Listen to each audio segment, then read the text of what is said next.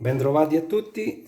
Nel video di oggi vi mostro una pianta che è il Phragmipedium apprendista stregone, Socerers appendice.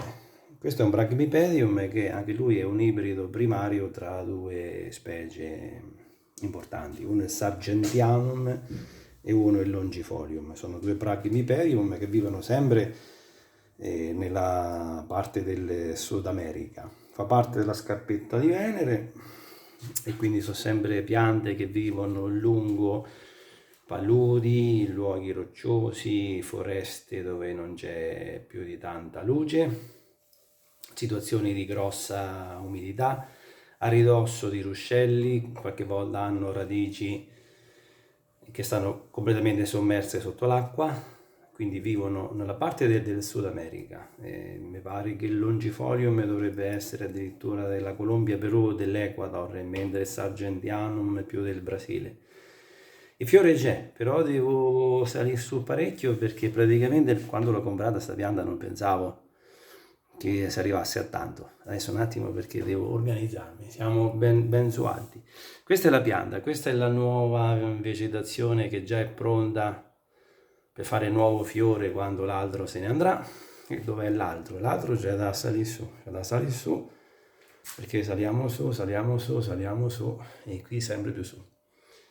Fino a che arriviamo a questa altezza, che stiamo praticamente a 1,40 m dal sottovaso. Questo è il fiore, è uno spettacolo gigantesco. Faccio il video oggi perché incontrarli tutti e due aperti è un miracolo, cioè nel senso come l'altro finisce di aprirsi ci sta una giornata, poco più. Due ci stanno per poco tempo, poi uno cade e l'altro rimane. È un multispike, ma se voi contate da quello in fiore a quello in bocciolo, ogni foglia è un fiore, 1, 2, 3, 4, 5, 6, 7, 8, 9, 10, non lo so. So solo che era marzo, quando a marzo ha fatto il primo fiorellino stava qui. E poi siamo arrivati, siamo saliti, siamo da marzo che è in fiore. È spettacolare, non pensavo che fosse così, ma poi quando ho fatto la ricerca, in effetti il Sargentianum e Phragmipedium è proprio lui che ha questa caratteristica di fare lo stelo, questa spiga che è altissima fino a un metro, da 60 a 1,20 m. Io ho preso quella che fa 1,20 m. Praticamente lo coltivo con la luce artificiale, ma lui sta abbondantemente sopra il livello delle lampade perché è giusto che sia così.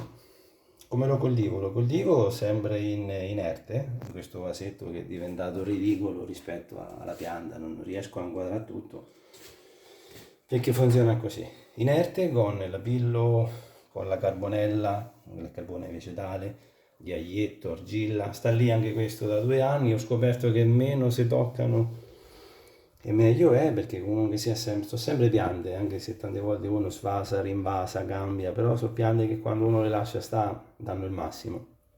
Infatti il problema è che dovrei aprire il contenitore e vedere com'è la situazione dentro, perché dopo 2 anni sta lì e quello che succede non lo vedo, ovvero vedo sopra che funziona, però ecco, siccome ho buoni risultati con la fibra di cocco volevo trasferirlo, ma sinceramente visto come sta ho sinceramente paura. Sotto a quel vasetto ci stanno 4-5 fori, perché anche lui, come nel video dell'altra pianta del Fritz Schomburg che ho fatto, anche questo d'estate predilige rimanere un po' con i piedi bagnati, 2 dita d'acqua. D'inverno un po' di meno, d'inverno un po' meno, però il problema è che non avendoci anche lui pseudobulbi, la radice è quella con i peletti, so sempre fa parte delle scarpette di Venere, e c'è sempre bisogno di non rimanere mai asciutto completamente, perché se rimane asciutto addio. Quindi ecco, anche questo vive presso le cascate d'acqua, quindi l'acqua deve essere purissima, il concime è sempre dato, sempre concime, questo è quello che faccio io, però a piccole dosi. Quindi diciamo che parto con acqua di partenza che è quasi acqua piovana, aggiungo concime in modo tale che non arrivo mai a, ecco, praticamente se uno misura la salinità dell'acqua del rubinetto e quello che faccio io con l'acqua quasi demineralizzata e concime, arriviamo ai stessi valori di salinità. È spettacolare, sta sotto lampada anche questa perché il fotoperiodo è 12-14 ore, io gliene riesco a dare, mi spiace che non riesco a inquadrarla tutta, ma non gliela faccio. E non gliela faccio perché, ecco, adesso facciamo così almeno se parla guardandola. E è spettacolare, è bellissima, è eccezionale. Mi sta sotto, oddio, la parte, cioè il fiore non sta sotto la lampada, ci sta le foglie sotto perché lui sta abbondantemente per cavoli suoi su. E praticamente la concimazione l'abbiamo detto, il terreno è quello, 12 ore di luce, il ventilatore sempre acceso almeno 15 ore al giorno.